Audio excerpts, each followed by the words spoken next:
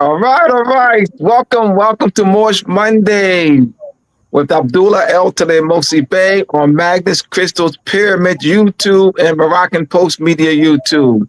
Welcome. We have a wonderful show in store for you tonight. The heat's about to turn up tonight. Everybody else start. You got that title page? I'm going to start.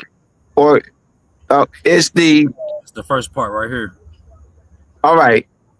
Yes. Did the United States and Morocco merge as one into one nation? The United States and Morocco merged into one nation. All right. So my website will be up soon. My website will be strolling across the screen pretty soon. mooresandmasonry.org. For any of my books, go to mooresandmasonry.org. Also, type your questions in during the course of the presentation. I will be checking. Israel and I will be monitoring the questions, but we will go into our presentation a bit before we field any questions or comments or criticism. All right, so we're about to get started. Let's turn up the heat.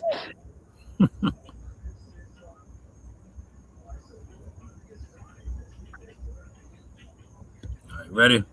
Yes, we're going to ready to turn the heat up. All right. So the lesson topic, we're going to talk about the merger. Did United States and Morocco merge into one nation? So did they unify? Did they merge? So this is the treaty, union, or merger. The topic of treaty, union, or merger. The legal difference between friendship and political consolidation. A treaty can create peace, trade, alliance, friendship, protection, or cooperation. But a unification treaty or declaration of merger must clearly transfer political authority, merge territory, create a new state, or place one state under the constitutional order of another. Philosophy. The philosophy behind this lesson is simple. A treaty is evidence of consent between governments, but the type of consent determines the legal effect. A peace treaty does not equal a merger. A friendship treaty does not equal one government. A trade treaty does not equal shared nationality. A unification treaty must clearly say that political authority, territory, constitution, government powers, or citizenship structures are being joined. The Vienna Convention principle is that a state's consent to be bound by a treaty is expressed through recognized acts such as signature, ratification, acceptance, approval, accession, or exchange of instruments. United Nations legal affairs. That means legal consequences must be proven by the instrument itself, not assumed from friendship language. So some principles. The principles. Number one, sovereignty is not surrendered by implication. Two governments can be friends, allies, trading partners, or treaty partners and still remain separate sovereigns. Two, treaty language controls the legal effect. A treaty of peace creates peace. A treaty of commerce creates commercial rules. A treaty of union creates union. Three, merger requires express political language. A true merger normally uses language such as shall be united into one kingdom, shall form a united republic, shall accede to the federal republic, shall form a sovereign federal state, shall be represented in one parliament.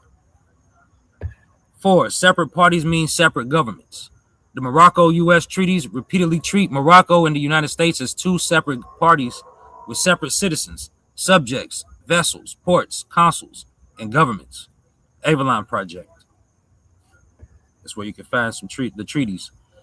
Number five, trade cooperation is not political consolidation. The U.S.-Morocco Free Trade Agreement, FTA, improves market access and commercial opportunity. It does not create one legislature, one court system, one citizenship, or one territorial government. United States Trade Representative. Elements of a true unification treaty or merger declaration. To prove a real governmental merger, look for these elements. 1. Name parties. Two or more existing governments or states. 2. Express intent to unite. Language saying they merge, unite, accede, or form one state. 3. New political structure. One parliament, one executive, one constitution, or one federal system. 4. Territorial effect. A clear statement that territory is joined or placed under one constitutional order. Citizenship or subject status effect. Number 5. People become citizens or subjects of the new or enlarged state. Number 6. Ratification. Approval by lawful political bodies, parliaments, councils, referendum, or authorized representatives. Number 7. Transition rules, laws, courts, debts, taxes, military, property, offices, and records are reorganized. The Morocco-U.S. relationship lacks those merger elements. So the core question, did the United States and Morocco ever merge into one government by a declaration of merger or unification treaty? The clear answer is no. Based on the known public treaty record, the United States and Morocco have a treaty relationship, not a governmental merger. Their major instruments are treaties of peace, friendship, commerce, protection, consular relations, and trade, not instruments creating one shared government. The 1786 Morocco-United States Treaty expressly calls itself a treaty of peace and friendship and refers to both sides as separate parties. It deals with war, commerce, ships, protection, consuls, and disputes, not a merger of sovereignty. The 1836 treaty likewise calls itself a treaty of peace with the Americans and again treats the United States and Morocco as separate parties.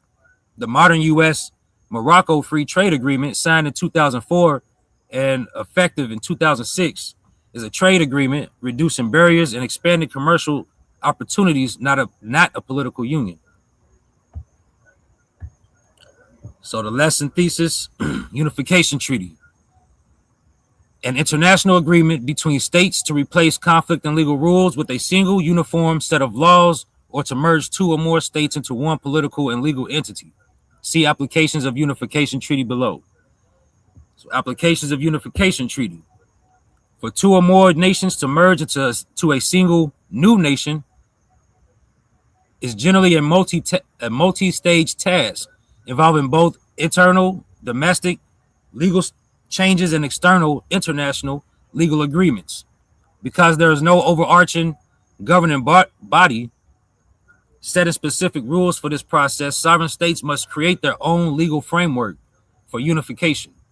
In other words, both or all parties must pass domestic legislation, such as a merger act, within their respective legal framework to voluntarily relinquish their separate international personality and establish a common constitution, followed by a unification treaty signed between the two or more independent states. See examples of unification treaties below. So we have Yemen's April 22nd, 1990 Unification Treaty Agreement establishing a union between the state of Yemen, Arab Republic, and the state of the People's Democratic Republic of Yemen.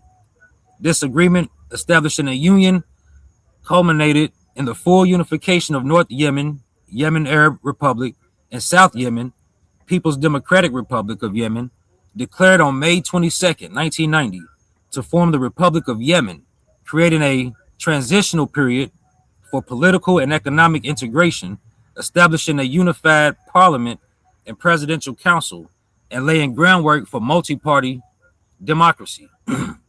Single state with shared democracy. That shouldn't be a period there.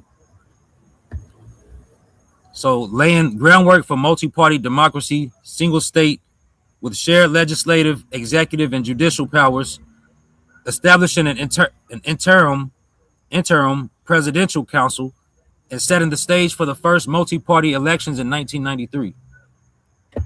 And then we have Germany's August 31st, 1990, treaty on the final settlement with respect to Germany. The core agreement of this unification treaty, Innengundsvertrag, between East and West Germany, that detailed the process of East Germany joining the Federal Republic, adopting West German laws.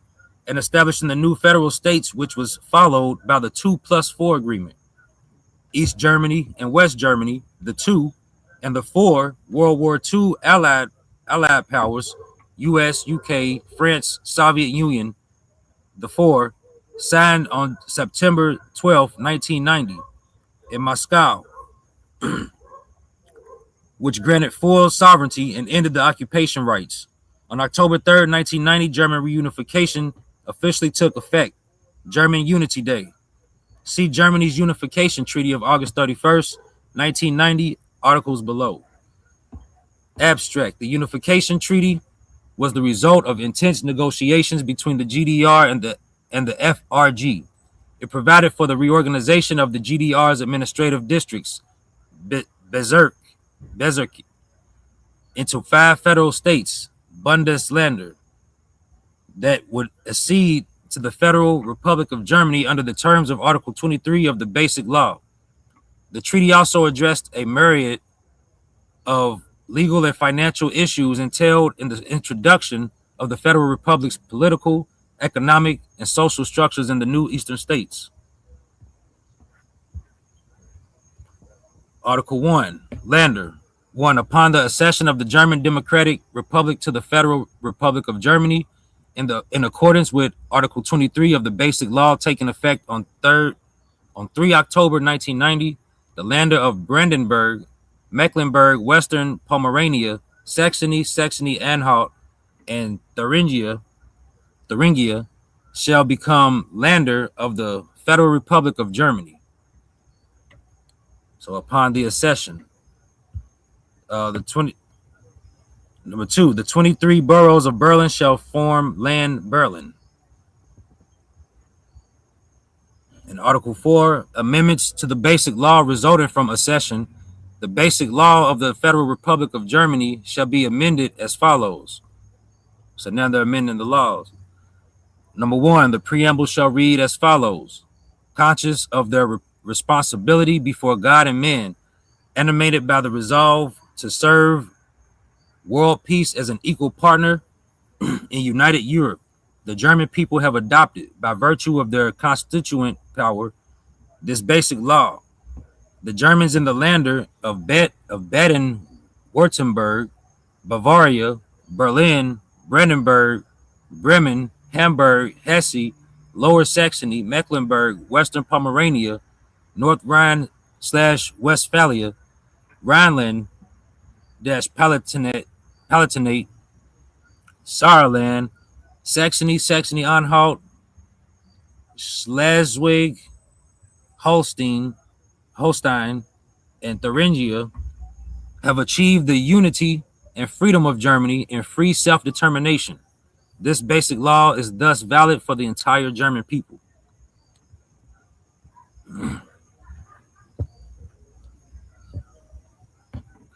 So the one Federal Reserve note would act as a commemoration after the unification treaty,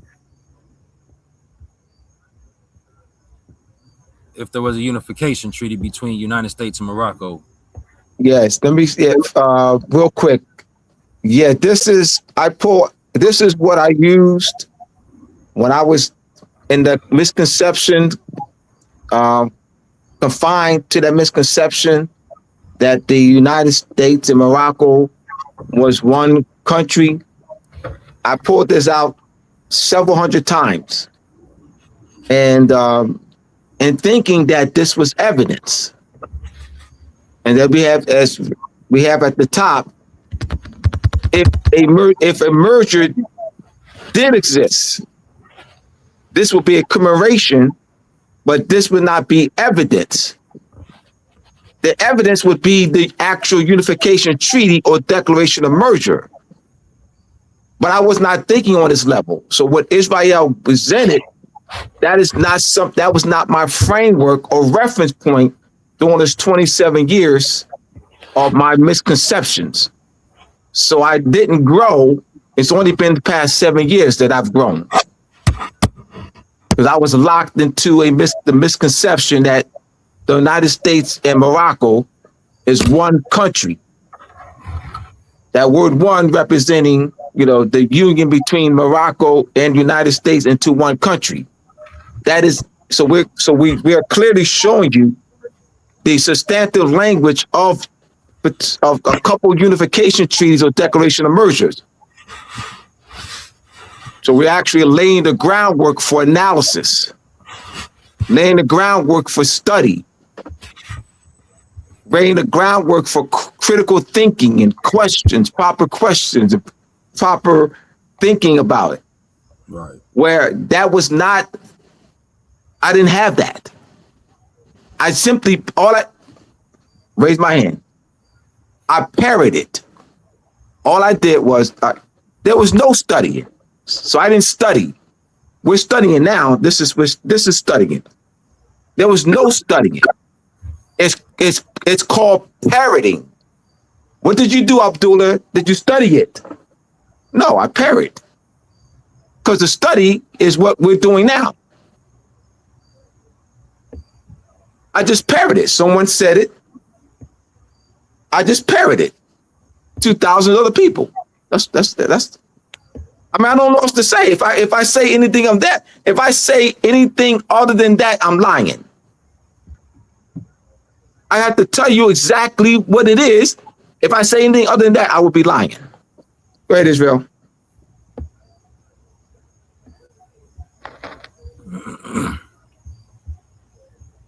Here we go. Federal courts, jurisdiction for the Moors. State courts don't have jurisdiction over the Moors. These are the misconceptions that are Moorish nationalization status correction. So we have the constitutional fold of government, original organic United States Constitution, preamble, we the people of the United States. We have the 13th Amendment, the 14th Amendment, and the 15th Amendment.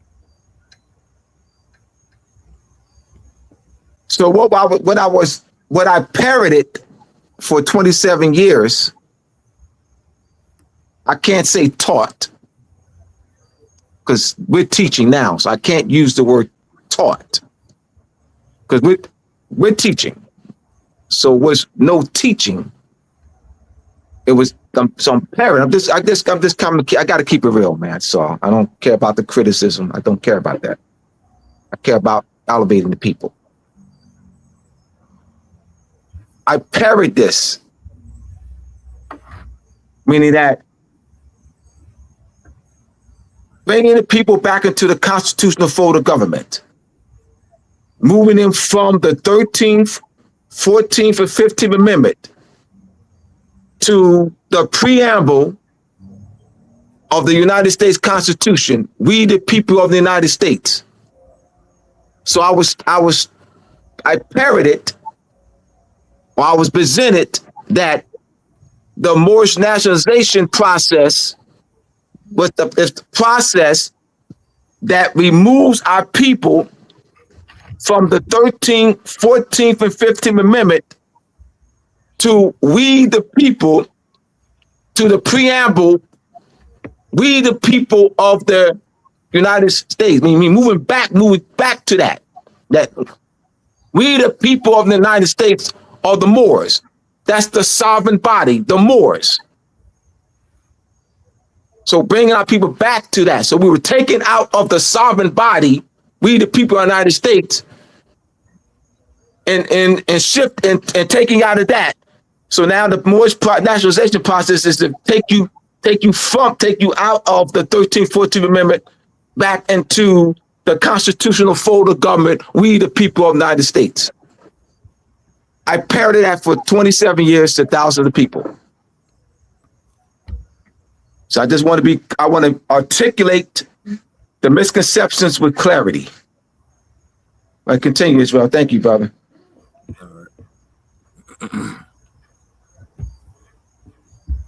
So here we have Case Western Reserve University School of Law.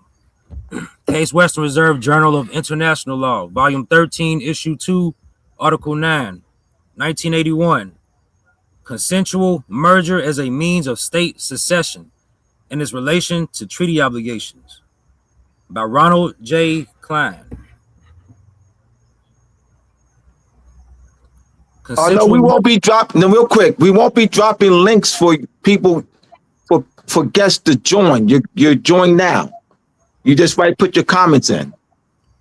Just type your comments in, or criticism or question. But we don't put the StreamYard link in. I know there's other people that do that. There's other shows that do that, but we don't do that. Like, we'll bring guests on, but we don't put the StreamYard link in the comment section for anybody to come on. You can type your comments in. I just wanted to provide, because somebody had asked about that. Yeah. All right, so consensual merger as a means of state secession and its relation to treaty obligations by Ronald J. Klein. Number 1, introduction. Modern day states have become increasingly affected by various nations' implementation of social, economic, and military aid and subsequent regulation. As a result, maintenance of internationally agreed upon rights and obligations has become a vital goal, achievement of which should be sought through daily intergovernmental contact. This need for international stability has been threatened by the accelerated rate of state secession. The 20th century has witnessed consecutive decolonization and self-determination efforts fostered by various nationality groups. Each time a state secession occurs, the new state exhibits a completely new identity. This factor raises the question of how international relations can progress without a guarantee of bilateral or multilateral compliance with established rights. This note will examine some of the various forms of state secession, with particular emphasis on consensual merger. In addition to analysis, will specifically examine successor states' treaty rights in relation to customary international law and the newly drafted Vienna Convention on the secession of states in respect of treaties. The United Arab Republic, UAR, a past consensual merger between Egypt and Syria, will be used as an example for the purpose of analysis throughout the note. The UAR, which was established in 1958 with the intent of creating a pan-Arab empire, has been the most successful of the many Mid-East merger attempts and will therefore serve as a helpful model. All right, so what we're doing in this part 1, this is broken down into 2 areas of misconceptions on how the Moors of addressing the misconceptions of how the Moors became part and parcel or part of the United States. So we're addressing the first part, all right, and we'll address the second part in about 30 minutes of the Moroccan Empire and the United States merged into one nation. And so this is how. So the Moors are the supreme authority. So this is one area that we're addressing. And then 30 minutes from now, we'll address another area of the Noble Drawley's comment statement in the Constitution and bylaws of the Moorish Science Temple of America. Being Moorish American, you're part and parcel of their said government, must live a life accordingly. We will analyze that, all right, in about 30 minutes.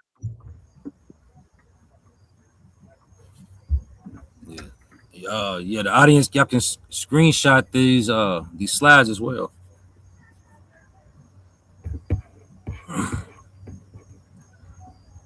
Number 2, state secession and its variations.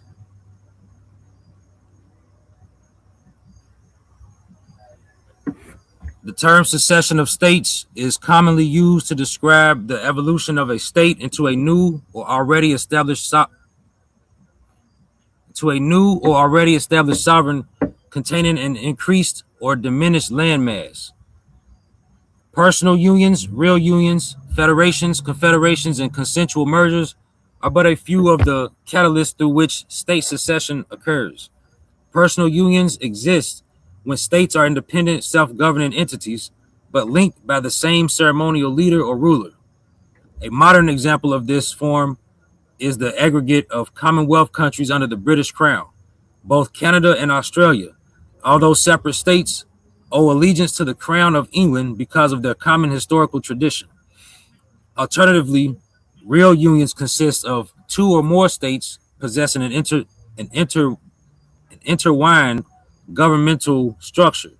The states share a leader, and many of their institutions are merged to deal as a single unit at the international level.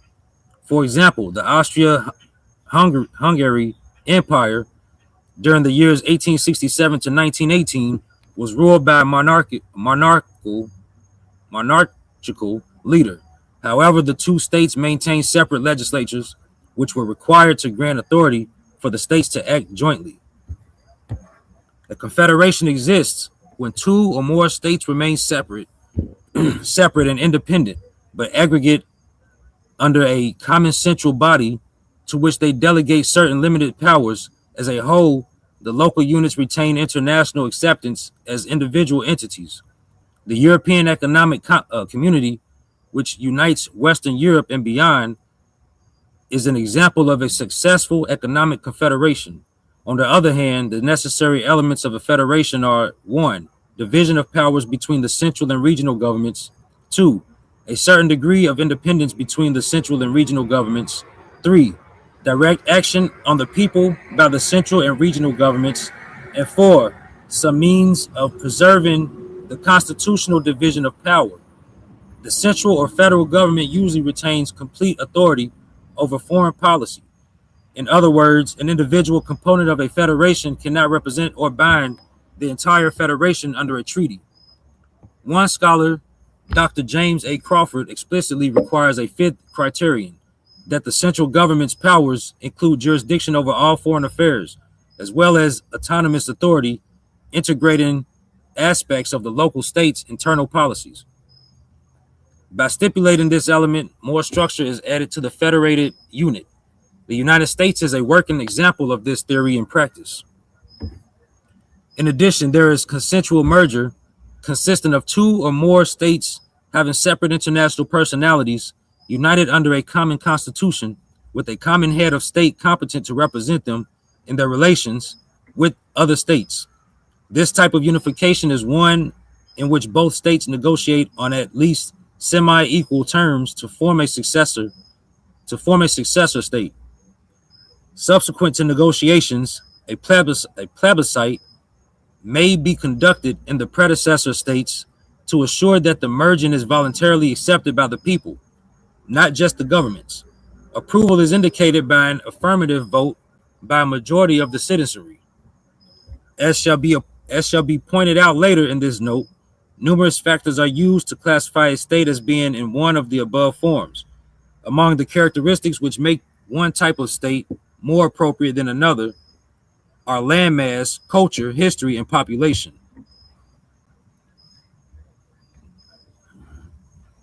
Real quick, Israel. Yes. So what I parroted for 27 years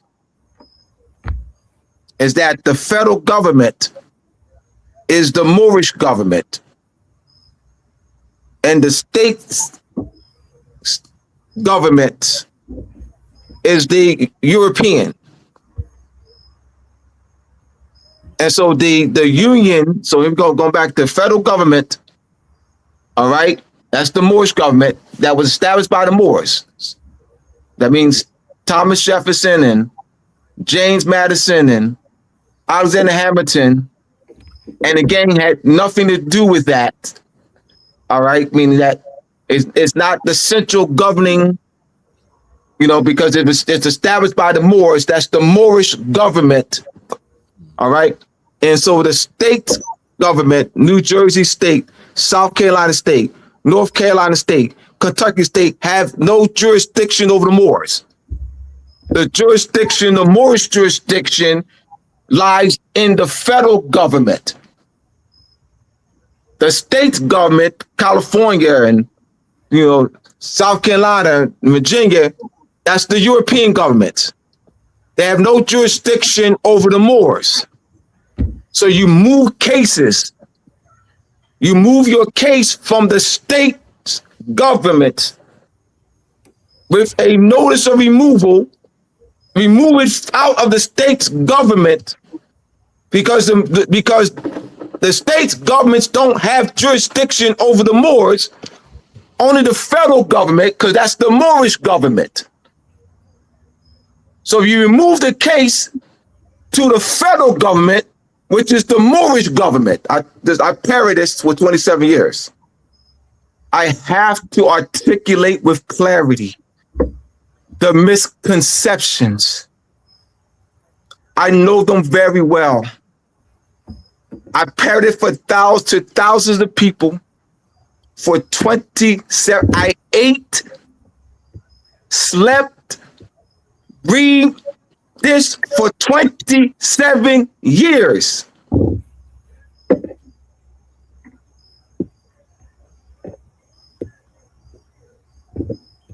So I'm taking this experience of mine to shed light, and also to challenge those who still are parrying the misconceptions, so that we can raise our people, question it.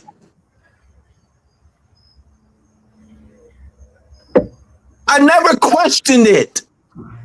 I just parroted it. Though I was looking for, information or sources to verify it. But I just believed in it. I didn't know it. So I say to Israel and to Raheem and to King, what did I know? Like for those 27 years, yes, I know I grew in etymology and grammar and vocabulary building and dictionary study skills and semantics and poetry. And yeah, I grew, I had worked on Moorish History and studying the treaties and letters. I had that. But I was still locked into the misconceptions. Like, what did I know?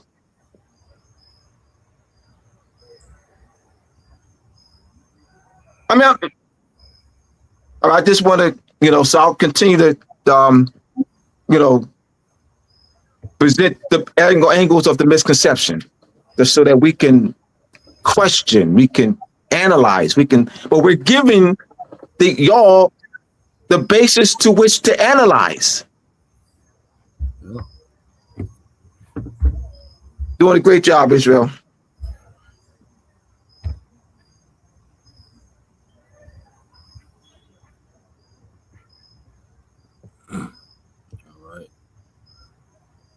This is University of Nebraska, Lincoln, Digital Commons at University of Nebraska, Lincoln, Space, Cyber, and Telecommunications Law, Program Faculty Publications, Law College of Law, 3-1991, The Unification of Germany and International Law, Franz von der Dunk, University of Nebraska, Lincoln. All right. It's about Peter H. Koopmans, Leiden University. Published in Michigan Journal of International Law, 12 Spring 1991. The Unification of Germany and International Law. Franz G. von der Dunk and Peter H. Koopmans. Number 1, Introduction. 1, Germany. Make sure everyone can see. All right, the process of German unification, at least as far as its international legal aspects are concerned, is almost complete now. After the first Staatsvertrag, created as of July 1st, 1990, a monetary union between the Federal Republic of Germany, FRG, and the German Democratic Republic, GDR, the second Staatsvertrag, united the two states as of October 3, legally sealed the inter-German aspects of the unification. At the same time, the September 12, treaty between the four between the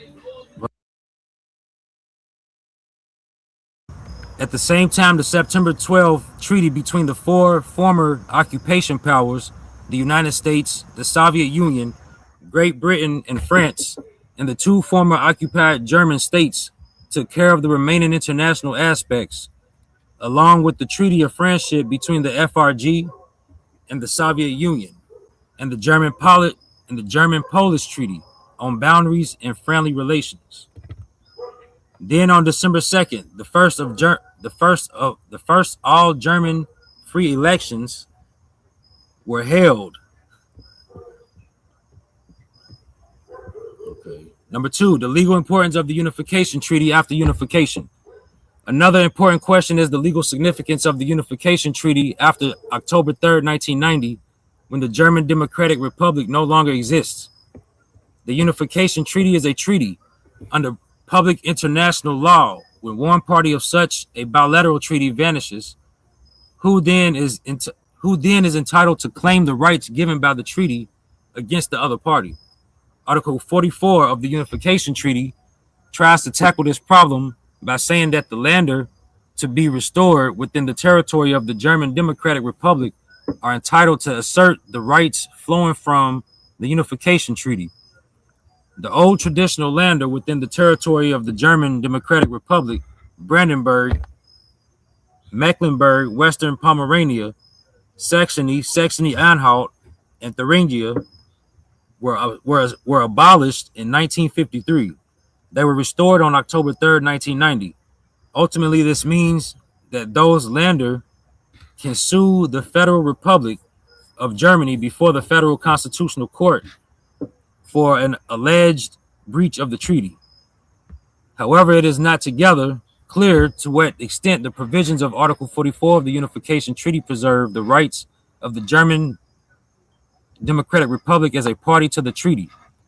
Article 45 of the Unification Treaty says that after German unification, the treaty continues to be valid as federal law.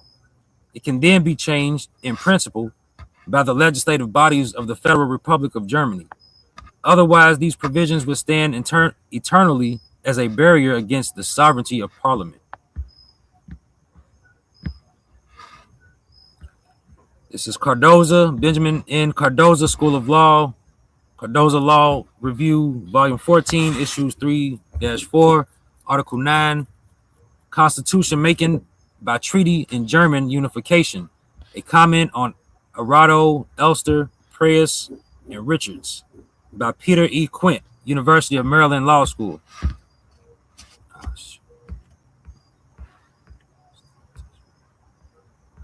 Constitution Making by Treaty in German Unification, a comment on Arado, Elster, Preyes, and Richards, Peter E. Quint. I will respond to these extraordinarily rich and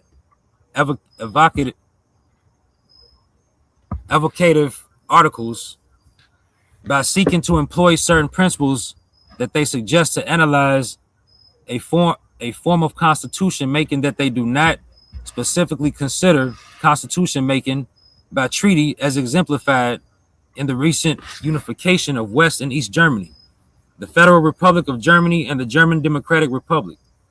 In this process, I assume a proposition that I think few will deny. A few will deny. A few. I think few will deny. I see where I was. You read that first sentence on the second paragraph. Yeah. All right. So in this process, I assume a proposition that I think few will deny. The coalescence of two separate and previously hostile political bodies of such size, 60 million and 16 million inhabitants, respectively, is a fundamental constitutional act and involves a constitutional settlement regardless of the extent to which applicable constitutional documents are altered or not altered in the process.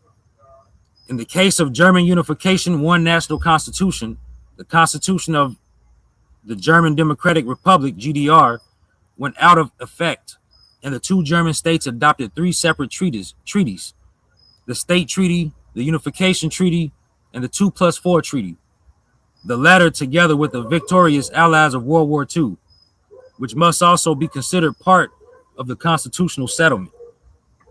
These treaties not only set forth fundamental political guidelines for unification and for the period following unification, the State Treaty and the Unification Treaty also affected certain actual constitutional amendments in East and West, and the treaties were adopted by the 2/3 majorities necessary to enact these amendments.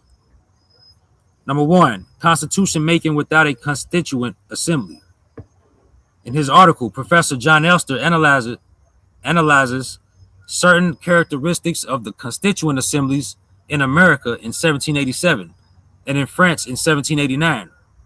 One of the most notable features of the German constitutional settlement of 1990 is that it was achieved without the convocation of a constituent assembly, or indeed anything that resembled a constituent assembly at all. There was no self-conscious recurrence to the singular and unitary constituent power, carefully analyzed by Professor Ulrich Preyes, and there was no recourse to a unique body representing the people, which, in Elster's words, would have been suspended between the two and future, unbound by earlier generations, yet binding the later ones. The failure to convene a constituent assembly was a deliberate choice.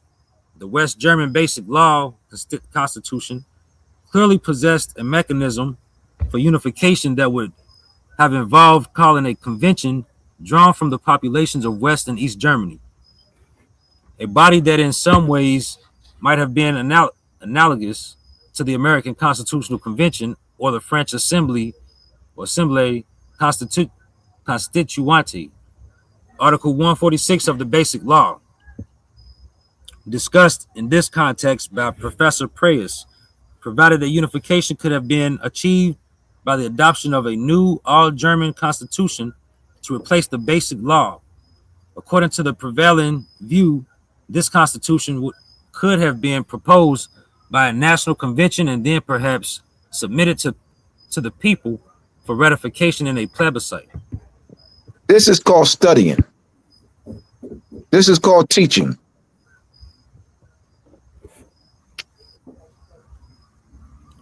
This method, however, was not chosen, rather due to Eastern pressure for rapid unification under the Basic Law, fueled by a continuing migration of Eastern citizens to the West, as well as the clear preference of the conservative coalition governing West Germany. The prevailing political groups agreed that unification should occur under Article 23 of the Basic Law, through which the GDR would join or accede to the Federal Republic. This process required a 2/3 vote of the GDR Parliament, Volkskammer, for accession to the Federal Republic. Ratification of accompanying treaties also required a 2/3 vote of that chamber. Ratification of accompanying treaties also required a 2/3 vote of that chamber, as well as a 2/3 vote of the Bundestag and the Bundesrat, the two houses of the West German Parliament.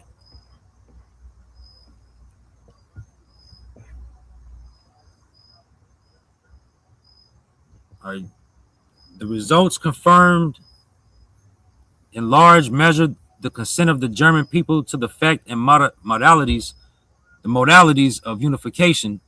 Now all that remains is the possibility of a referendum to be held in the next few years, which could result in a new constitution.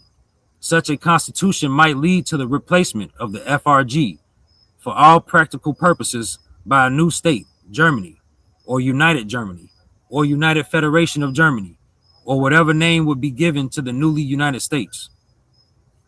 Does this mean, however, that the unification of Germany has taken place regardless of international law? The process, of course, had many important aspects unrelated to international law.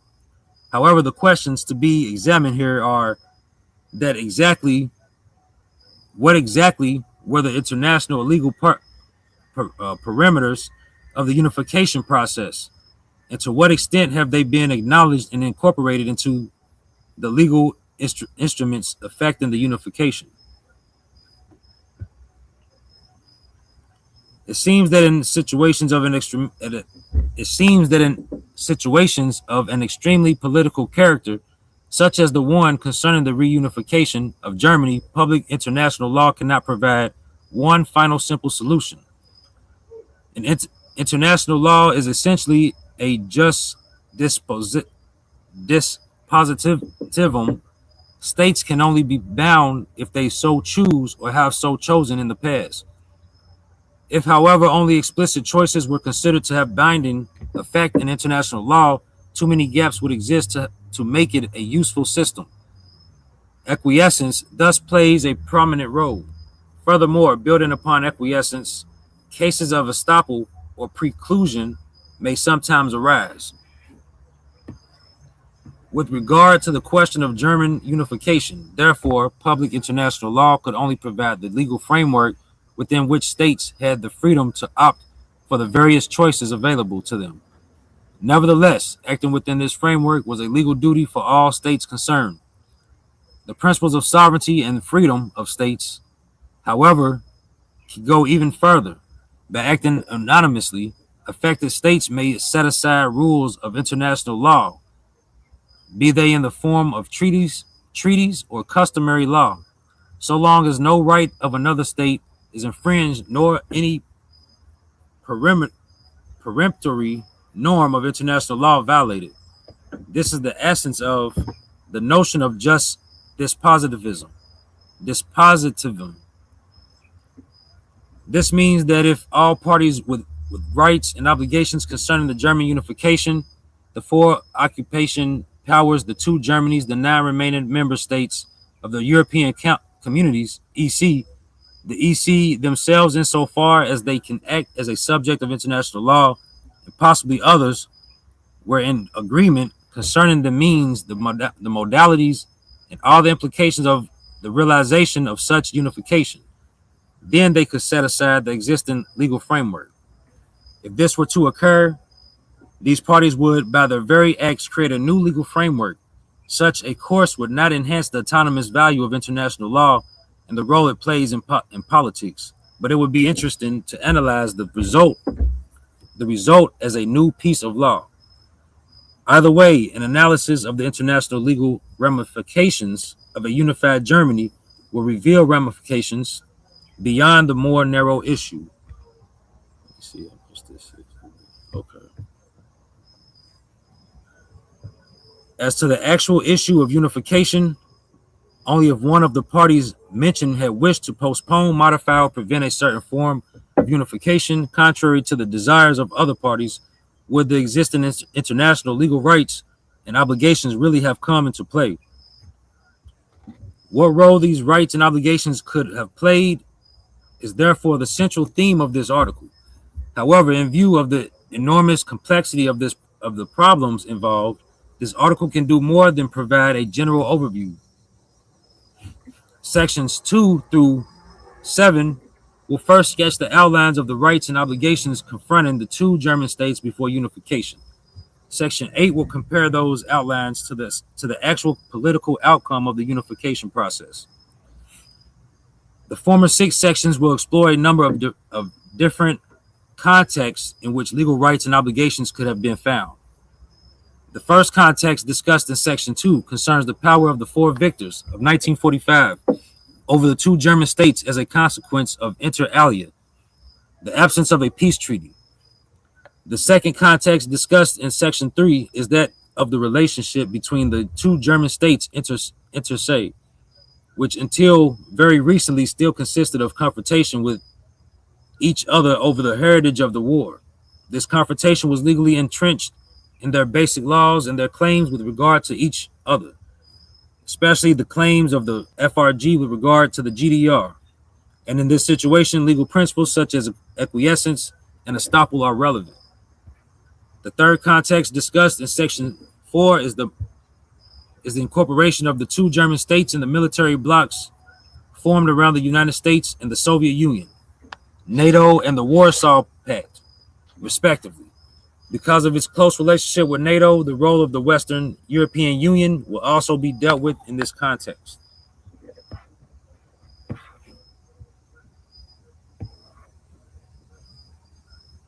And then seven examples. Real quick, Israel, someone, well, let me give some shout outs before we continue. And not, all right. Trinity, Ambassador Trinity Davis Floyd in the house. Ambassador Raheem Alabay. Peace. Brother Zion. Peace.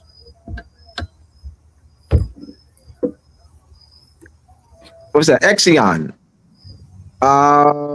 Zion. Yes. Afro Samaria. We have Richie Rich. Denzel Early, Boo Paul, Pan, Malati Toism. Peace, everyone. And we have user SM4YR3ZL1C. Welcome. Thank you all for joining. Joel Master, Brother Jay in the house. All right, welcome. Denzel Early, 55. We fall under federal jurisdiction, not state jurisdiction. Not state jurisdiction. I had no idea. I never. All right, let me this.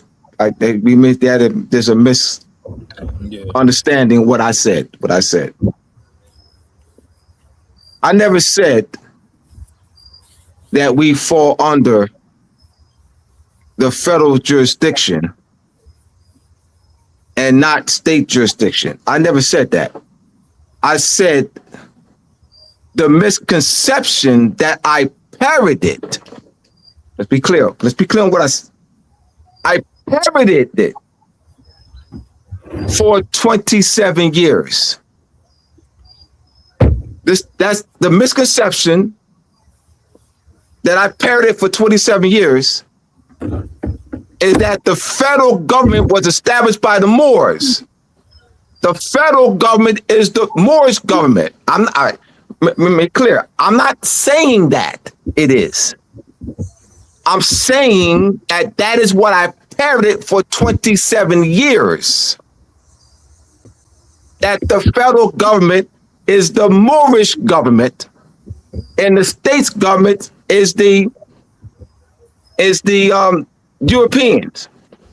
So what I parroted for 27 years is that because the federal government is the Moorish government, and that the federal government has jurisdiction over the Moors, the state governments don't have jurisdiction over the Moors. New Jersey State, South Carolina State, California State, Ohio State, Kentucky State, New York State, etc.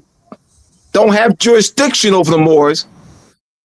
When the Moors move their cases out of federal state courts, because the state courts don't have jurisdiction over Moors, into federal court. Remember, that's not my claim. I'm saying that is what I parroted for 27 years. There's no evidence that the Moors established the federal government.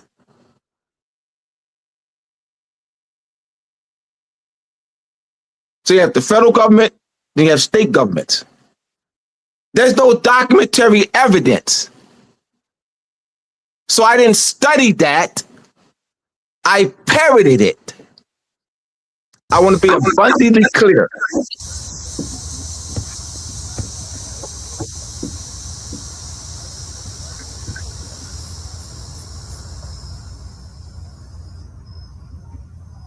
All right, so where are we doing? What a post office.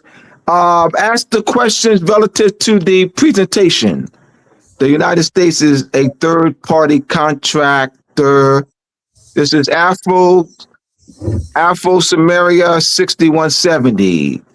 The United States is a third-party contractor to the contract treaties between Morocco and Great Britain.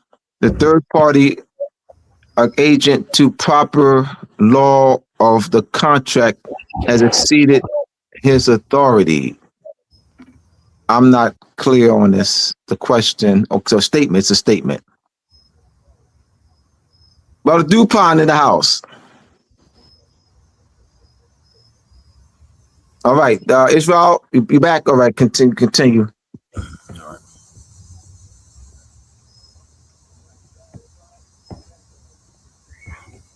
Seven examples of real unification instruments. Example, instrument, and what happened. So example number one, England and Scotland, 1707. The instrument, Act/Treaty of Union. Excuse me. What happened? The English and Scottish parliaments passed acts of union that created the United Kingdom called Great Britain on May 1st, 1707. Number two, second example, Great Britain and Ireland, 1800 to 1801. The instrument, Acts of Union. What happened? The Kingdom of Great Britain and Kingdom of Great Britain and Kingdom of Ireland were united into one kingdom called the United Kingdom of Great Britain and Ireland. Example number three, Egypt and Syria, 1958. Instrument, Union Pact forming the United Arab Republic. What happened? Egypt and Syria signed a Union Pact forming the United Arab Republic. Syria later withdrew in 1961. Example number four, Tanganyika and Zanzibar, 1964. The instruments, Articles of Union/Union Act. What happened? The act ratified the Articles of Union between Tanganyika and Zanzibar and provided for the government of the United Republic. So example number five, United Arab Emirate, 1971. Instrument, Federal Constitution. What happened? The Emirates formed a sovereign federal state with federal powers and gradual economic/customs unity among the Emirates. Example number six, East and West Germany, 1990. Instrument, German Unification Treaty. What happened? The Unification Treaty settled the accession of the German Democratic Republic to the Federal Republic of Germany and transferred West Germany's political/legal system to the eastern states. Deutschland. Then we have example number seven, North Yemen and South Yemen, 1990. Instrument, Unity Constitution/Declaration of Unity. What happened? North and South Yemen officially united into one. North and South Yemen officially united into the Republic of Yemen on May 22nd, 1990. The Constitution was ratified by a popular referendum in 1991.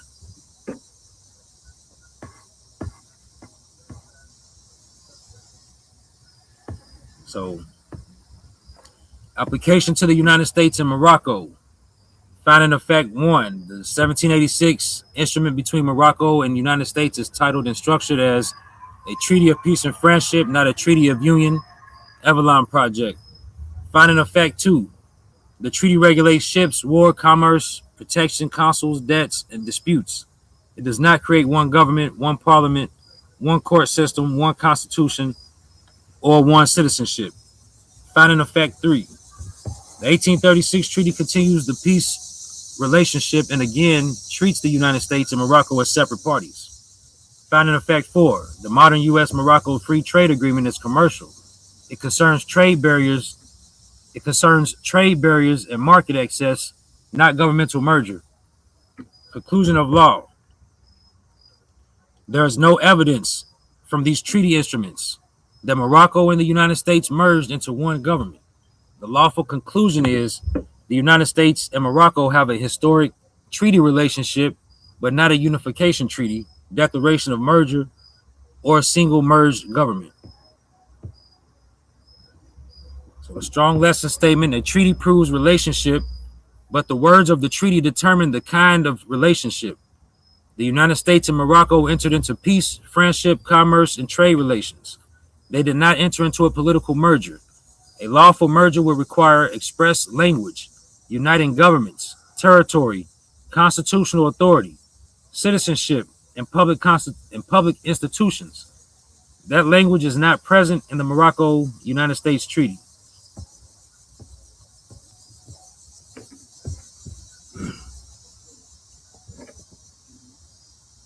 So now we're going into part 2. Title: Part and Parcel / Partial.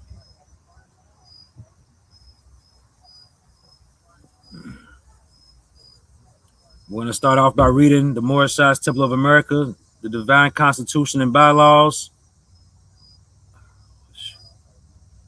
I'm reading the best I can anyway.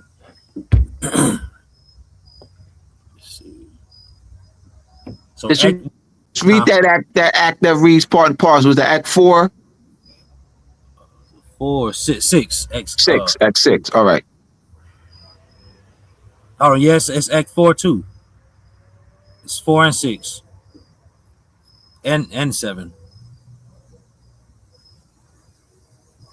But so Act 4 says, Act 4 reads, all members must preserve these holy and divine laws, and all members must obey the laws of the government, because by being a Moorish American, you are a part and parcel of the government and must live the life accordingly. Act 6 reads, with us, all members must proclaim their nationality, and we are teaching our people their nationality and their divine creed, that they may know that they are a part and a parcel of this said government, and know that they are not Negroes, colored folks, black people, or Ethiopians, because these names were given to by slaveholders in 1779 and lasted until 1865 during the time of slavery. But this is a new era of time now, and all men now must proclaim their free national name to be recognized by the government in which they live and the nations of the earth. This is the reason why Allah, the great God of the universe, ordained Noble Drew Ali, the prophet, to redeem his people from their sinful ways. The Moorish Americans are the descendants of the ancient Moabites whom inhabited the northwestern and southeastern shores of Africa. Then Act 7 says, or reads, all members must promptly attend their meetings and become a part and a parcel of all uplifting acts of the Moorish Science Temple of America. Members must pay their dues and keep in line with all necessities of the Moorish Science Temple of America. Then you are entitled to the name of faithful. Husband, you must support your wife and children. Wife, you must obey your husband and take care of your children and look after the duties of your household. Sons and daughters must obey father and mother and be industrious and become part of the uplifting of humanity. All Moorish Americans must keep their hearts and minds pure with love and their bodies clean with water. This divine covenant is from your holy prophet Noble Drew Ali through the guidance of his Father God Allah.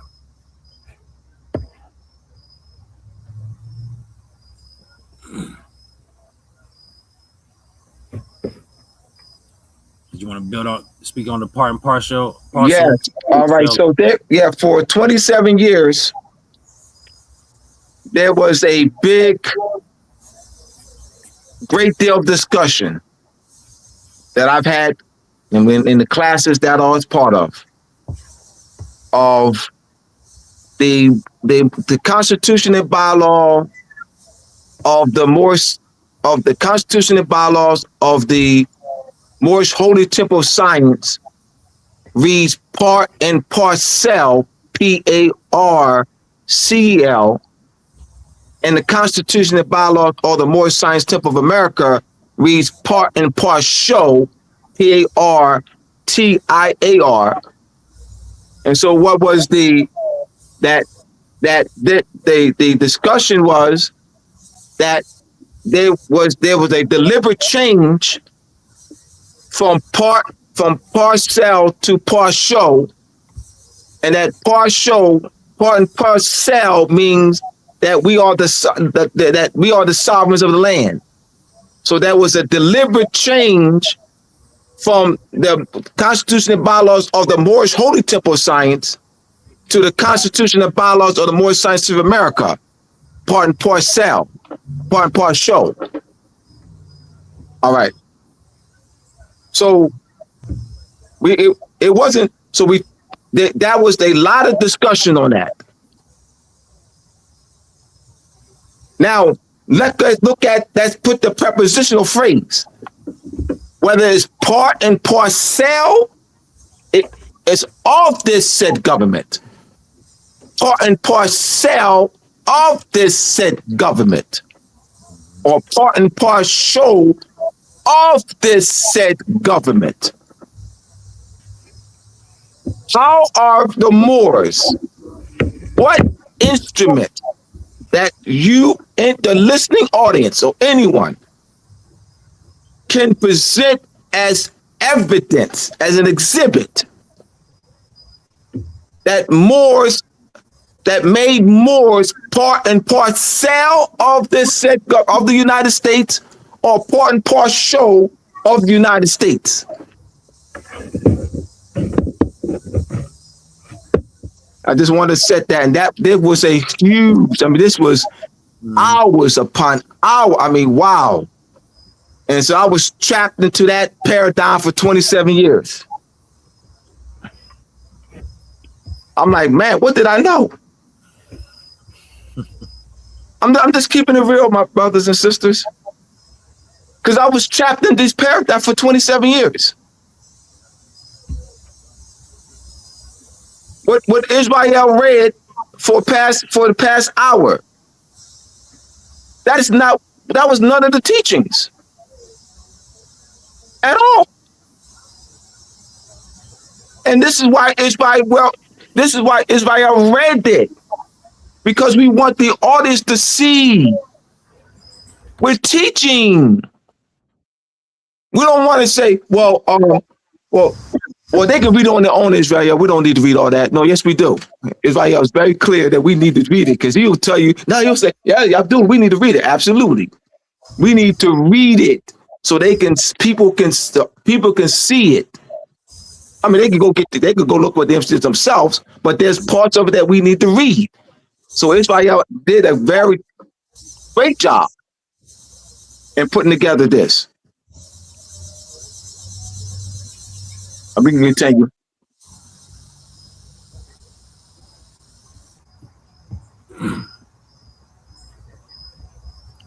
All right. What is the United States legislation that made Noble Drew Ali's process to make the Moorish American part and parcel / part and partial of the United States government? Let's examine cession treaties, naturalization treaties, United States citizenship laws, United States naturalization laws as a guide. Article 6 of the United States Constitution, Article 1, Section 1 of the United States Constitution, Article 2, Section 1 of the United States Constitution. How did Noble Drew Ali gain United States legislative power to create a law making the Moors / Moorish American part and parcel / part and partial of the United States government? What United States legislation created the Moorish Science Temple of America to be a United States citizenship office? Does the Illinois State Herds Smith Revised Statute, Illinois State Religious Corporation, make Moors / Moorish Americans part and parcel / part and partial citizens of the United States?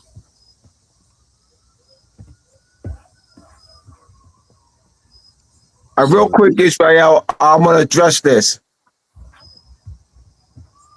There will be members of the Moorish Science Temple, Grand Sheiks, Grand Sheikhs, Sheikhs, Grand Governors that will say that we're attacking Noble Drew Ali. they will call this, what we're doing right now,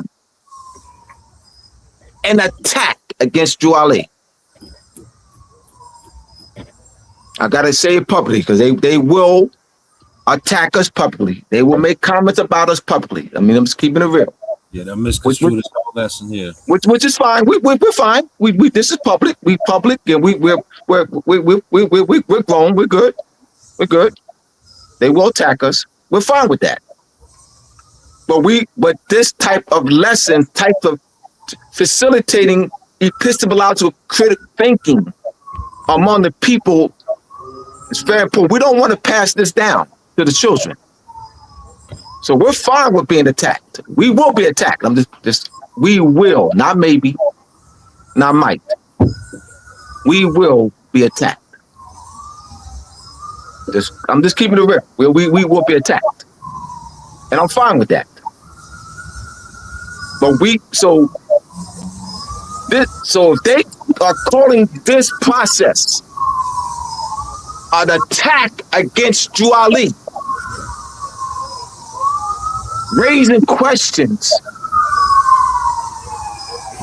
about evidence, to present evidence. How do we, a little child, Grand Sheik, Grand Governor, or Sheikins, how did we become part and parcel of the United States? Child, the prophet said,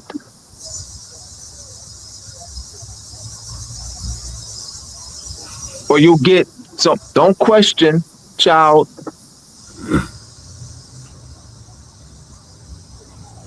Now, we stimulated questions. They call the questions attack.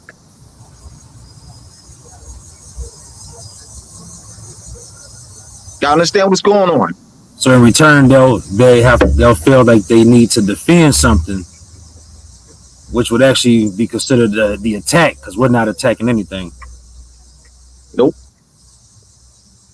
I just wanted to put that out there. Go ahead, Israel. Thank you.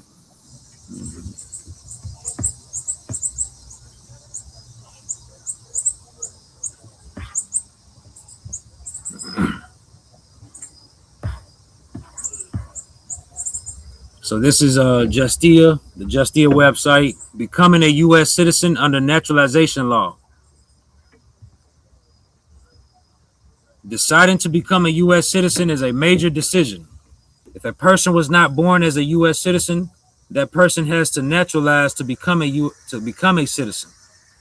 Naturalization refers to the process through which U.S. citizenship is given to a foreign citizen or foreign national after he or she has met the requirements outlined in the Immigration and Nationality Act, INA.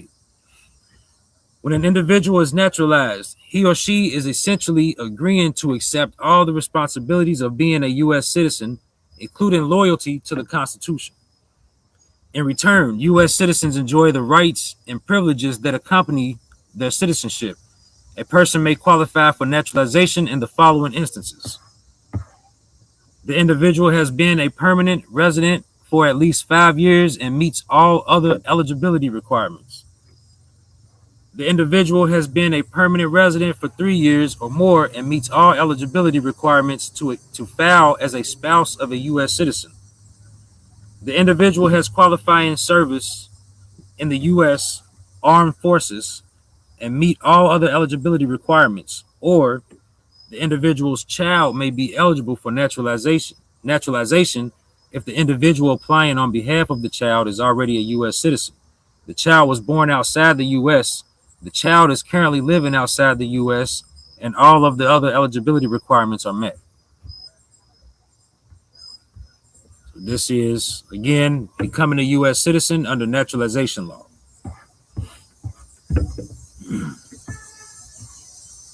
Article 3, Section 1 of the United States Constitution. The United States Citizenship and Immigration Services, USCIS, was created by the Homeland Security Act of 2002. The legislation split the former Immigration and Naturalization Service, INS, into 3 distinct agencies, shifting USCIS into the new Department of Homeland Security, on March 1st, 2003. Legislative and agency background. The law, Homeland Security Act of 2002, dismantled the 70-year-old Immigration and Naturalization Service, INS, effective date March 1st, 2003, when USCIS officially assumed operations. Core focus, created to handle lawful immigration and benefit applications exclusively, separating service functions from enforcement duties. Sister agencies. The same law also established U.S. Customs and Border Protection, CBP, and U.S. Immigration and Customs Enforcement, ICE, to manage border security and enforcement. Claim. Noble Drew Ali's nationalization process takes Moorish Americans from the 13th Amendment, 14th Amendment, and 15th Amendment to the constitutional fold of the United States Constitution, organic preamble, 7 articles, and Bill of Rights, first 10 amendments. Amendment 14, Section 1. All persons born or naturalized in the United States and subject to the jurisdiction thereof are citizens of the United States and of the state wherein they reside. No state shall make or enforce any law which shall abridge the privileges or immunities of citizens of the United States, nor shall any state deprive any person of life, liberty, or property without due process of law, nor deny to any person within its jurisdiction the equal protection of the laws.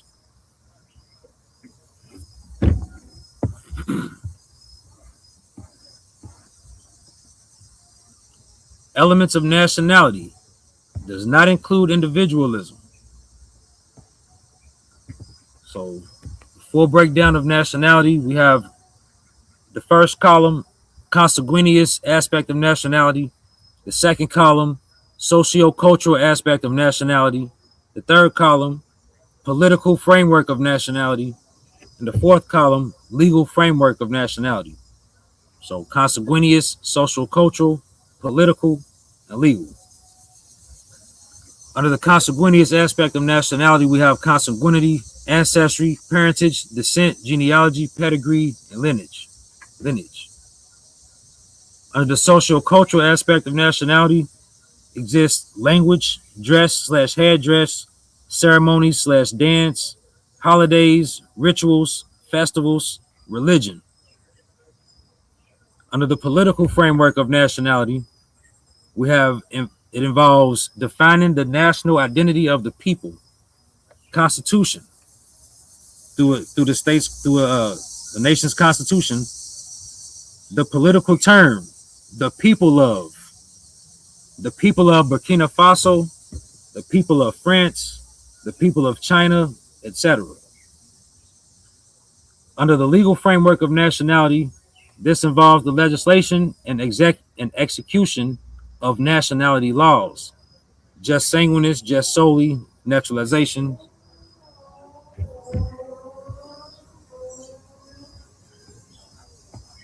So then we extend, this last column is extended, legal framework of nationality. The legal framework of nationality, the first column we have just sanguinis, the third column just solely, the fourth column naturalization. The first column just sanguinis, the second column just solely, the third column naturalization. So under just sanguinis, right of descent/parentage, acquiring nationality through descent from a citizen parent according to the nationality law of the state.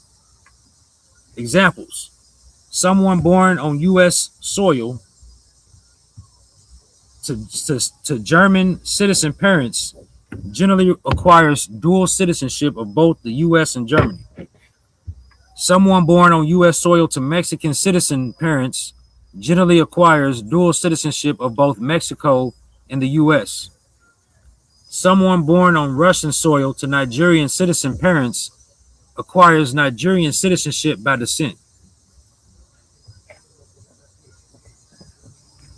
Then we have under the just solely column, right of soil means the right of soil / place of birth, acquiring nationality because of birth within the territory of a state, according to that state's nationality law. Examples: someone born on U.S. soil to French citizen parents generally acquires dual citizenship of both France and the U.S. Someone born on Canadian soil to Spanish citizen parents generally acquires dual citizenship of both Canada and Spain. Someone born on Mexican soil to Spanish citizen parents generally acquires dual citizenship of both Mexico and Spain. So then we have the naturalization, under the naturalization column, uh, acquisition of citizenship after birth through a voluntary legal process under the domestic law of the state. Application/consent of the individual.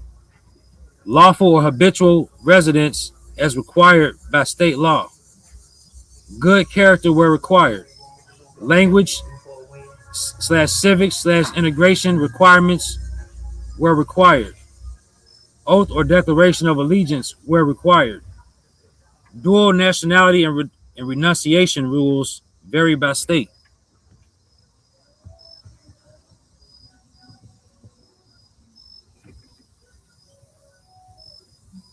Did you want to build on any of these two charts, Brother Abdullah? No, you did.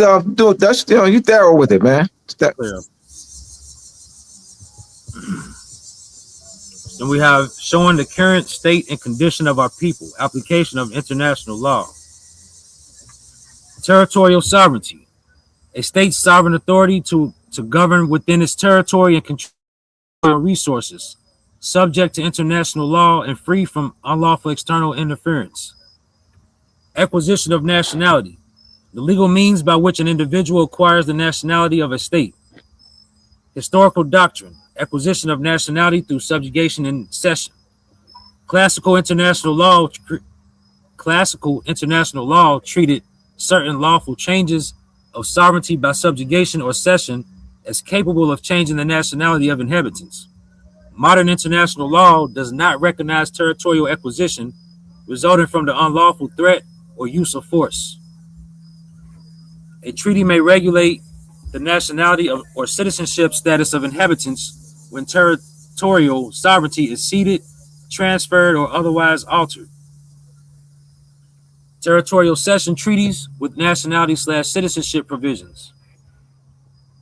Examples: Article 3 in the 1803 Louisiana Purchase Treaty between the United States and France. Inhabitants of the ceded territory shall be incorporated into the Union and admitted as soon as possible to the rights, advantages, and immunities of U.S. citizens. Number 2, Articles 5 through 6 in the 1819 Adams-Onis Treaty between the United States and Spain. Article 5 permits inhabitants who wish to leave to remove to Spanish dominions. Article 6 provides for incorporation of inhabitants remaining in the ceded territories and admission to U.S. citizenship rights. Articles 8 and 9 in the 1848 Treaty of Guadalupe Hidalgo between the United States and Mexico, Mexicans in the transferred territories could retain Mexican citizenship or acquire U.S. citizenship. Article 9 addresses incorporation and citizenship rights. Number 4, Article 3 in the 1867 Alaska Treaty of Cession between the United States and Russia. Inhabitants could return to Russia within 3 years or remain. Those remaining were to enjoy U.S. citizenship rights, subject to the treaty's separate historical treatment of native tribes. Number 5, Article 9 in the 1898 Treaty of Paris between the United States and Spain. Spain peninsular subjects could preserve Spanish allegiance by declaration. Otherwise, they adopted the nationality of their territory of residence. The civil rights and political status of native inhabitants of ceded territories were left to Congress.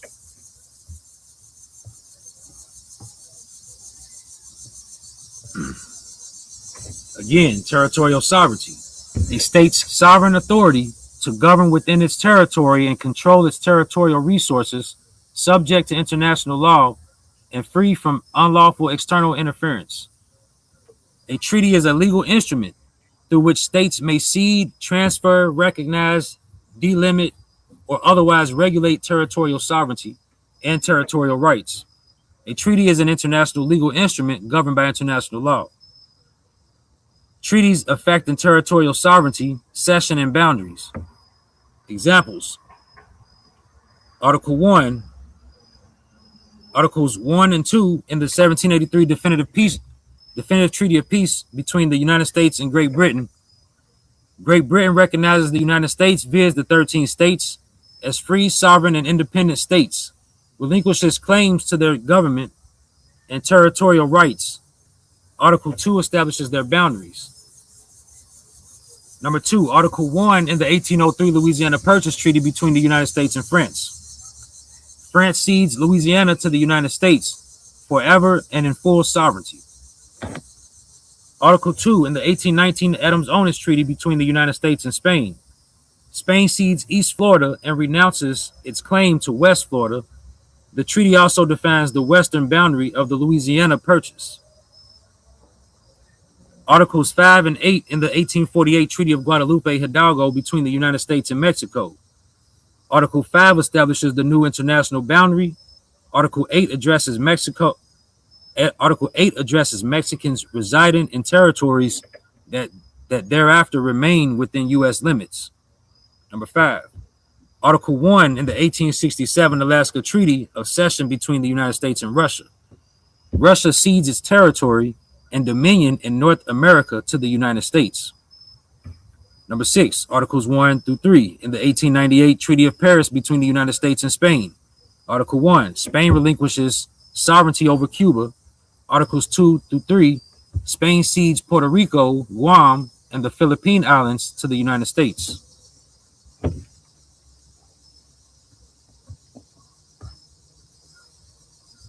Change of sovereignty of a people and the United States Constitution. History does not furnish us with a well-defined precedent where a nation, in case of conquest or acquisition of foreign territory, has ever succeeded in abolishing the laws and customs of a people brought under its dominion. Pilate surrendered Christ to the Sanhedrin because he had offended only against the Jewish authorities. Upon the overthrow of the Roman Empire by the northern barbarians, Theodoric, the enlightened king of the Ostrogoths, proclaimed that other kings had made the conquest at the ruination of the conquered peoples. That he, on the contrary, only desired that the Romans might congratulate themselves on the benefits of his dominion. His government was marked by a few radical changes in existing institutions, and by that humane and considerate policy which was observed by the Visigoths upon their entrance in Spain and permitting the inhabitants to continue in the exercise of their own laws and customs, while the conquerors practiced the unwritten laws and observances of the Goths. William the Conqueror, upon his invasion of the British Isles, was not able to extinguish Anglo-Saxon ideas of rights and justice, and the Moors occupied the Iberian Peninsula nearly 8 centuries, and although their sway affected legislation, they left it Spanish. Warren Hastings' plan of 1772 for the government of British India continued Mohammedan law in force. Austria has seen good reasons for not attempting to make changes in Hungary. While it is surprising to find how Spanish everything is even today throughout Latin America. And so it would seem that upon the broad and general grounds of the eternal fitness of things, aside from the political and legal aspects of the case, the United States of that's not okay. Let me just read this highlighted part. Yes, read the highlight part. By the recent treaty with Spain, sovereignty is ceded to the United States over Puerto Rico and the Philippine Islands with the following proviso. The civil and political status of the native inhabitants of the territories hereby ceded to the United States shall be determined by Congress. The seat in power imposes no conditions and reserves no rights defined and secured by the federal constitution to the inhabitants of these new possessions. All right, so keep in mind that we are examining Juali's, we're measuring the statement that's in Act 6 of the Constitution and Bylaws of the Moorish Scientific of America. Being Moorish American, you're part and parcel of this said government and must live the life accordingly. We are measuring that statement, right, to these instruments, treaties, or how have people become part and parcel or citizens of the United States. This is not an act of attacking. This is critical thinking and analysis. So we're measuring a statement, or part and parcel of the said government, and must live life accordingly. How did Moors become part and parcel of the United States? How did the French subjects in Louisiana Territory become part and parcel or citizens of the United States? How did the Mexicans become part and parcel of the United States? How did the Spaniards in Florida become part and parcel of citizens of the United States? How did those in Cuba, Guam, Virgin Islands, Panama, Samoa, Puerto Rico in 1898 became part and parcel of the United States?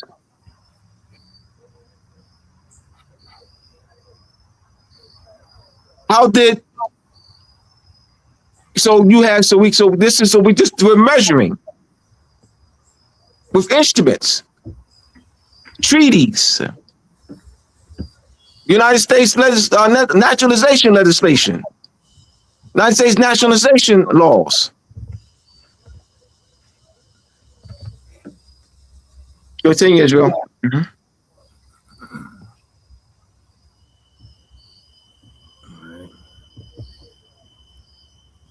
It is natural. Excuse me.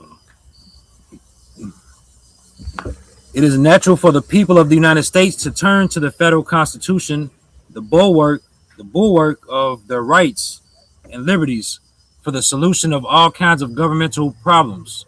And in so doing, there is a tendency to overlook one of its principal objects and purposes, namely, to provide means for the better distribution, exercise, and regulation of a greater part of the sovereign power of the United States than had existed under the Articles of Confederation. From the recognition of the independence of the United States among nations from 1783 until 1787, and until the time of its adoption, this government existed, however, and exercised sovereign power without the Constitution. Since its adoption and up to the present time, the government in numerous cases has exercised sovereignty independently of the federal Constitution.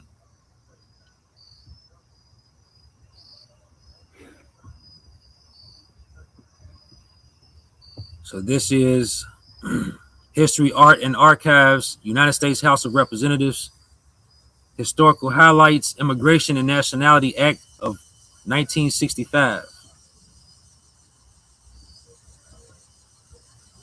It says, on this date, in a ceremony at the base of the Statue of Liberty, President Lyndon B. Johnson signed into law the Immigration and Nationality Act of 1965, commonly known as the Hart-Celler Act, after its two main sponsors, Senator Philip A. Hart of Michigan and Representative Emanuel Celler of New York.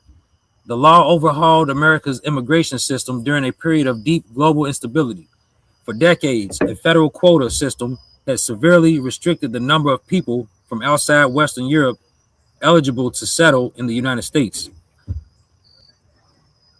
Passed during the height of the Cold War, Hart-Celler erased America's long-standing policy of limiting immigration based on national origin. 40 years of testing have proven that the rigid pattern of discrimination has not only produced imbalances that have irritated many nations, but Congress itself, through a long series of enactments forced by the realities of a changing world, often saw fit to modify this unworkable formula so that today it remains on the books primarily as an expression of, of grat, gratuitous condescension, condescension. Observed Seller, the chairman of the House Judiciary Committee. In its place, Congress erected a legal framework that prioritized highly skilled immigrants and opened the door for people with family already living in the United States. The popular bill passed the House 318 to 95, 318 to 95. The law capped the number of annual visas at 290,000, which included a restriction of 20,000 visas per country per year. But policymakers had vastly underestimated the number of immigrants who would take advantage of the family reunification clause. In particular, the law created new opportunities for immigrants from Asian nations to join relatives in America. Following Hart-Celler, annual immigration jumped to nearly 500,000 people, and only 20% came from Europe.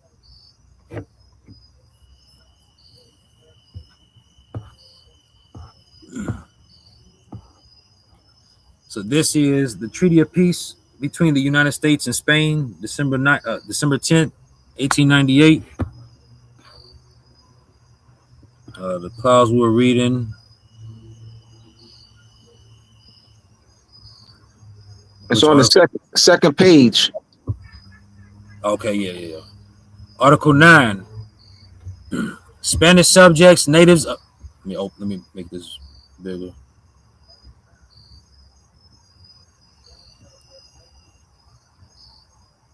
All right.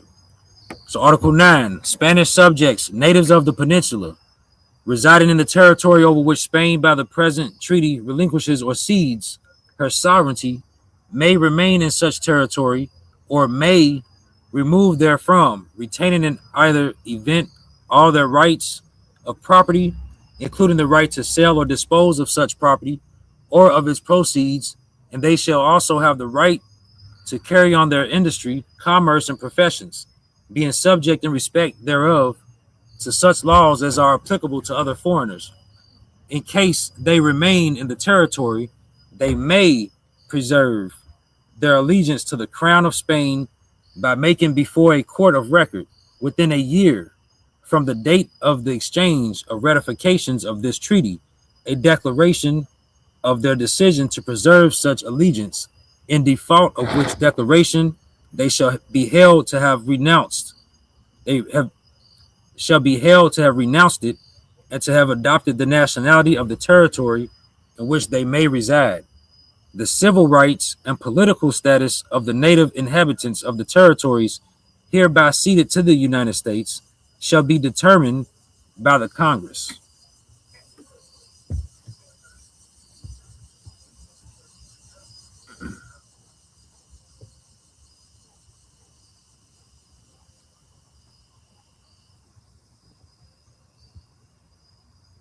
Non-citizen national of the United States on Form I-9, employment eligibility verification, and the international law of application of law of acquisition of nationality through subjugation and cession. United States Congress legislated this legal status for those in the unincorporated territories that the United States acquired from Spain through the 1898 peace treaty between Spain and the United States. Virgin Islands, Guam, Samoa, Puerto Rico. Spain ceded a number of Spanish possessions to the United States, giving United States territorial sovereignty over those territories. This is the Form I-9, employment eligibility verification, Department of Homeland Security, U.S. Citizenship and Immigration Services.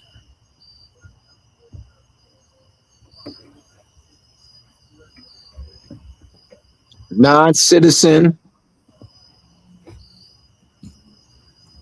non-citizen national of the United States. Non-citizen national of the United States. That is the citizen. That is the framework or citizenship framework that where it says in the Article 9 of the 1898 treaty between the United States and Spain. The United States Congress can determine what? The status of the inhabitants. Yeah. So the United States created a citizenship status, non-United States nationals. That's in the I-9 form. Those born Puerto Rico and Guam and Panama at that time, Panama, Cuba at the time, Virgin Islands, Samoa, non-United States nationals. That's on the I-9 form. We're making a connection. Article 9.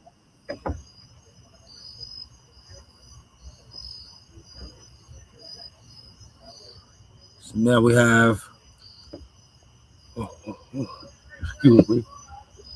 8 FAM 302.6 acquisition by birth in Puerto Rico.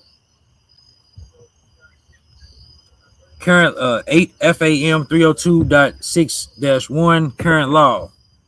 A. Puerto Rico comes within the definition of United States given in section 101 part A part 38 of the Immigration and Nationality Act, INA. A person born in Puerto Rico acquires U.S. citizenship in the same way as one born in any of the 50 states. B. Section 302 INA 8 USC 1402 applies specifically to persons born in Puerto Rico on or after April 11th, 1899.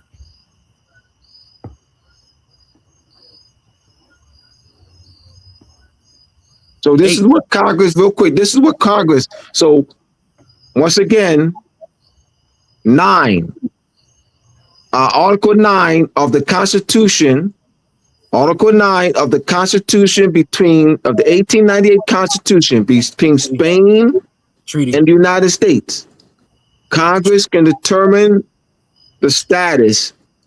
So what Congress is now doing in this legislation is determining the status of those in Puerto Rico. Mm-hmm. But Article 9. So how did those in Puerto Rico become parts of the United States? We're showing you.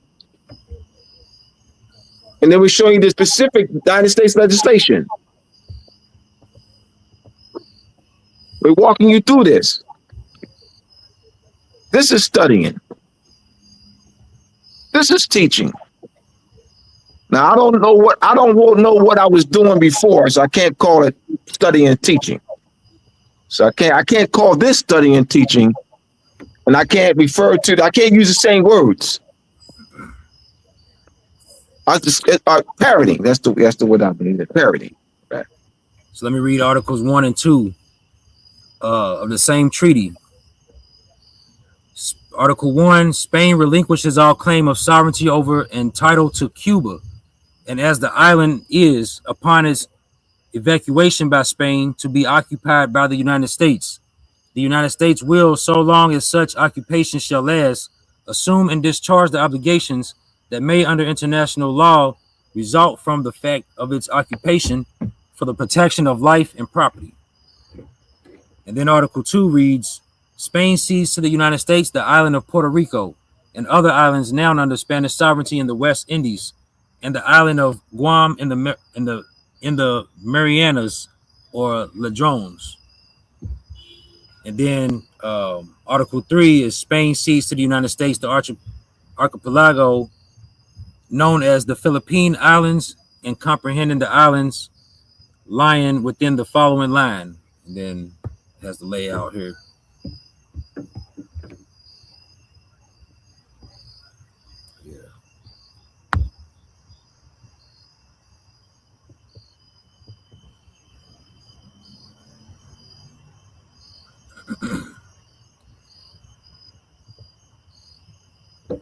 All right. So 8 FAM 302.6-2 U.S. citizenship granted to citizens of Puerto Rico and certain natives of Puerto Rico.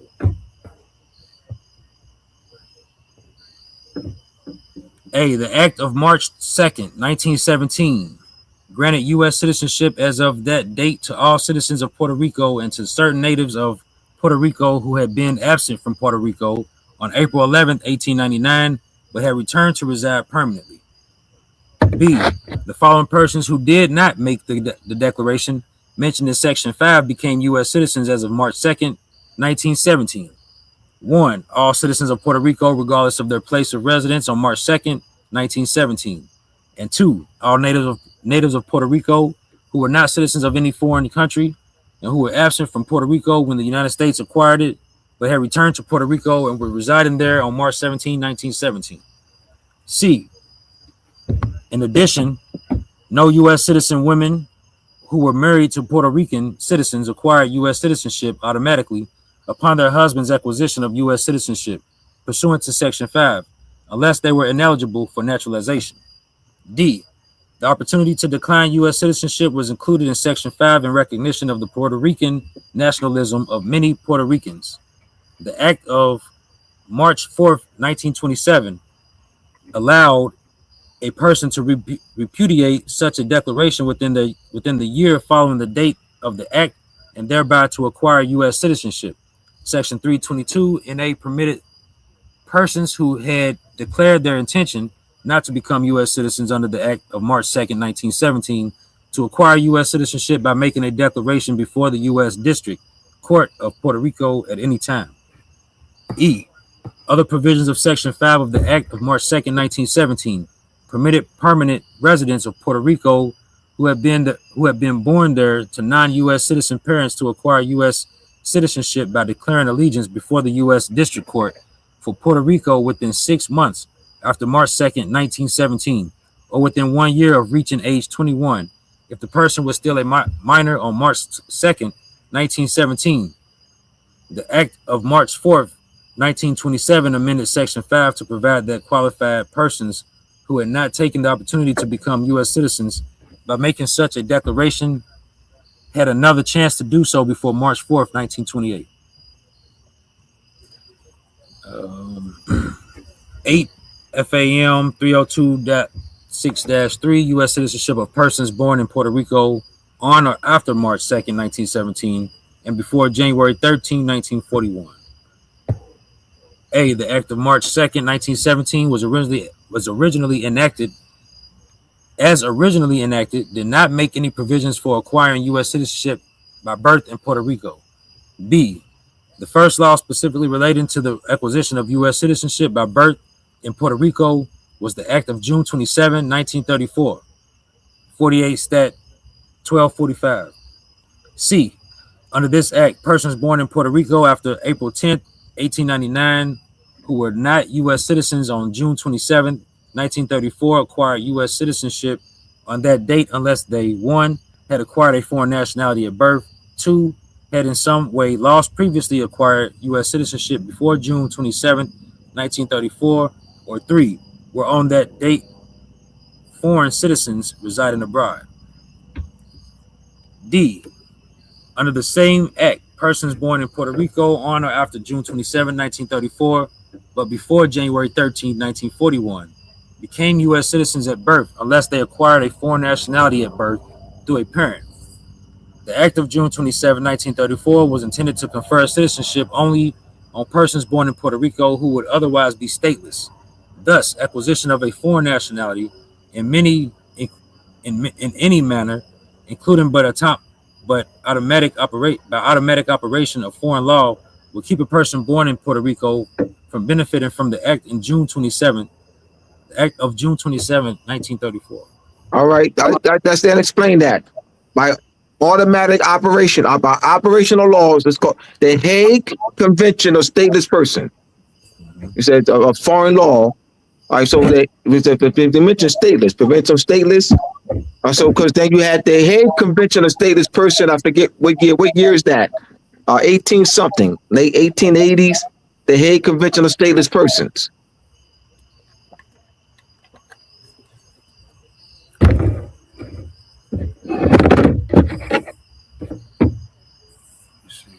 So that is what's going on here, preventing someone to become stateless.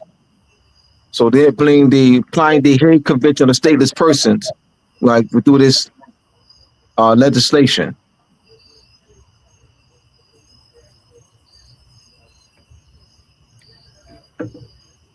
This is studying. This is called studying and teaching. Was it 1954? 1954, Hague Convention Stateless Person. All right. So that was it after this then? There's another. Was there? There's one before that. Was not one in the 1880s? I'm about to check. Hold on.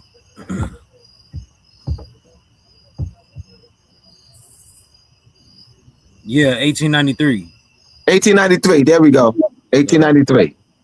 1893. Hague Convention of Stateless Persons. The first one's 1893. Hague Convention of Stateless Persons. What's that, Israel? Is the Hague Conference on Private International Law? No, that's not the. That's 1893. Yeah, that's 1893. Original 1893 Family Law Conventions. Yeah, it's not the same thing. It's not the same thing. It's speaking about this person's. Oh, it does. All right, can you read it again for the audience? Just read. All right, just read the title.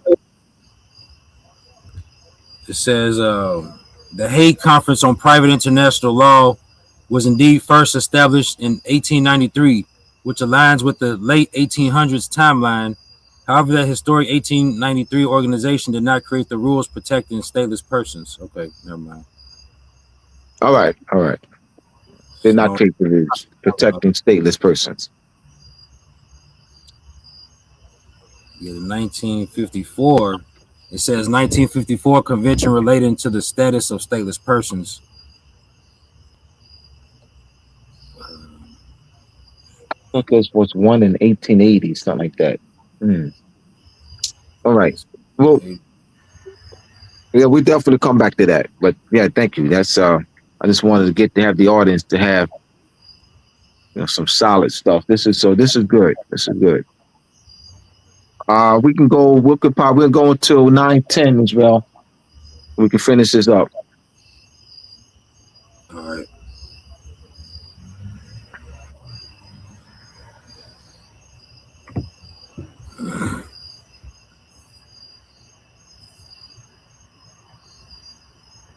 It says, hold on. It says, if you're tracking an international agreement from 1880, it would not have been a Hague Convention, as the famous diplomatic structures at the Hague did not exist yet. All right. Thank you.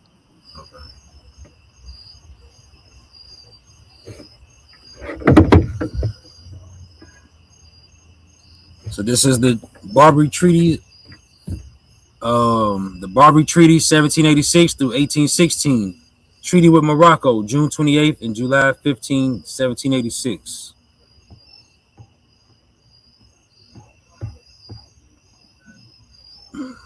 So we'll just read the highlighted. Here we go. Article 20. If any of the citizens of the United States or any persons under their protection shall have any disputes with each other, the council shall decide between the parties, and whenever the council shall require any aid or assistance from our government to enforce his decisions, it shall be immediately granted to him. Article 21. If a citizen of the United States should kill or wound a Moor, or on the contrary, if a Moor shall kill or wound a citizen of the United States, the law of the country shall take place and equal justice shall be rendered. The consul assisting at the trial, and if any delinquent shall make his escape, the consul shall not be answerable for him in any manner whatever. 22. If an American citizen shall die in our country and no will shall appear, the consul shall take possession of his effects, and if there shall be no consul, the effects shall be deposited in the hands of some person worthy of trust, until the party shall appear who has a right to demand them. But if the heir to the person deceased be present, the property shall be delivered to him without interruption. And if a will shall appear, the property shall descend agreeable to that will, as soon as the consul shall declare the validity thereof. 23. The consuls of the United States of America shall reside in any seaport of our dominions that they shall think proper, and they shall be respected and enjoy all the privileges which the consuls of any other nation shall any nation enjoy.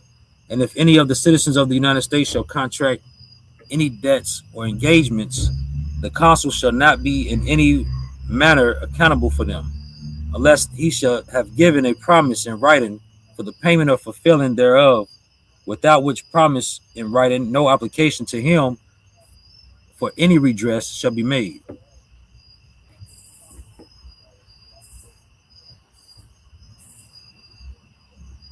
So is this how is this treaty? Does this treaty make the Moors citizens of the United States? There's no language. There's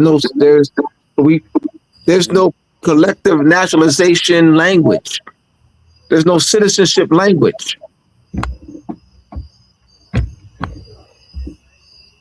So you've seen treaties that have the Guadalupe Treaty between the United States and Mexico, the Louisiana Purchase Treaty, 1803, between the United States and France, the 1819 treaty between the United States and Spain. You know what the substantive language, the citizenship language looks like. You've seen it in other treaties. Do you see that type of language in this treaty? This is why we have to walk you through. That's why we have to read. You have to study. You have to have references.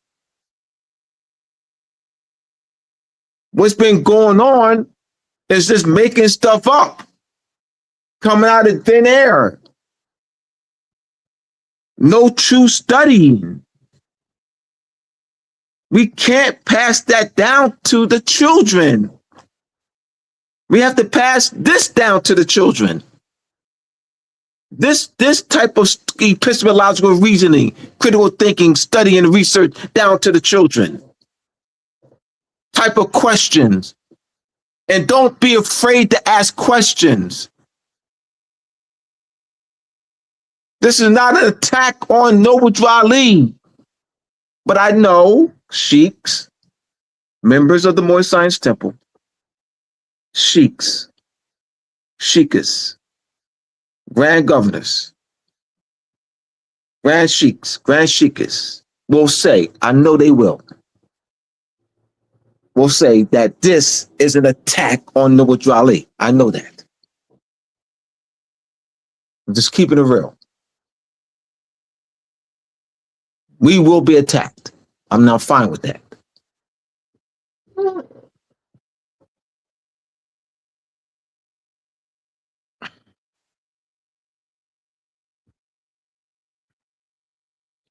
All right, so I want to thank y'all for riding with us tonight. Next week, I will have in the house Pastor P, Pastor Phyllis Rami. She is friends with Latanya Davis Floyd, and also Francesca Diaz, and also Trinity. Know the trend. We have a voice, Trinity Davis Floyd. She's been on Trinity Davis Floyd's platform and also prayer line on Sundays. So Pastor P, Pastor Phyllis Rami, also known as Pastor P, will be my guest next week. All right. So till then, go to my website, mooresandmasonry.org. Go to mooresandmasonry.org for my books. Close it out, Israel.